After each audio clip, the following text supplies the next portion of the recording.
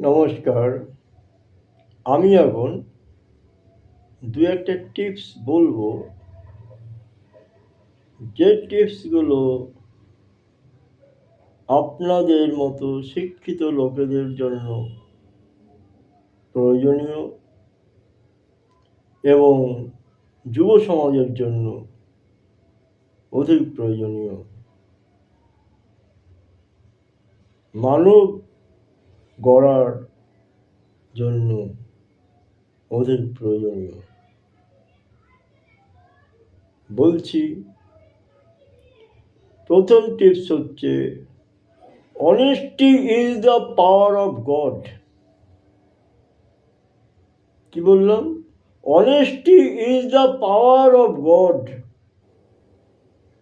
সততাই মানুষকে ঐশ্বরিক শক্তি দান করে।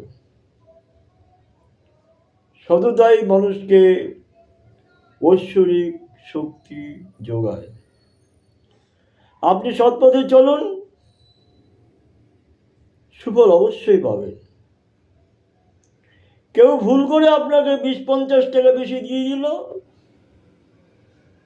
আপনি পকেটে গুঁজে নিয়ে বাড়িতে চলে গেলেন। না, সেটা করবেন না। আজকে ওর ভুল হয়েছে, আগামীতে আপনারও ভুল হতে পারে। ওকে আপনি বুঝতে পেরেছেন, যদি ও বেশি টাকা দিয়েছে, আপনি ওকে ফেরত দিয়ে দেবেন। নেই ভাই, তুমি ভুল করে বেশি দিয়েছো, রেখে দাও। কেন? আমি যে ওই টাকাটা বাড়িতে নিয়ে যাব, বাড়ি গিয়ে দেখবো ওর চেয়ে ডবল টাকা আমার ক্ষতি হয়ে গেছে। এটাই বাস্তব। আমরা বুঝি না, জানি না, তাই বাড়িতে এসে দেখি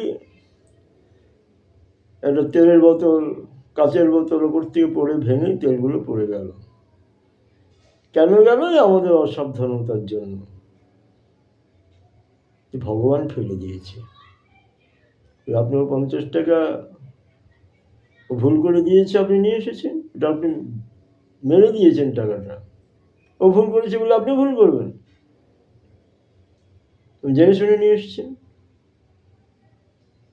এই জিনিসগুলো যখন আপনারা করবেন না, তখনই তার সুফলটা আপনারা পাবেন। তবে একদিনে নয়, দুদিনে নয়, 3 দিনে নয়। এবং যে ব্যক্তি এরকম করবেন, তাকে ভগবান বারে বারেই পরীক্ষা করবে।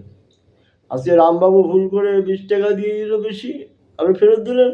পরদিন শ্যামবাবু আপনাকে ভুল করে 100 টাকা দিয়ে দেবে। এটা ভগবান পরীক্ষা করে। আরেকদিন নরেনবাবু আপনাকে ভুল করে 150 টাকা ফেরত দেবে। আপনি 100 টাকার নোট দিয়েছেন তাকে, সেভাবে 200 টাকা দিয়েছেন, আপনি 150 টাকা ফেরত দেবেন।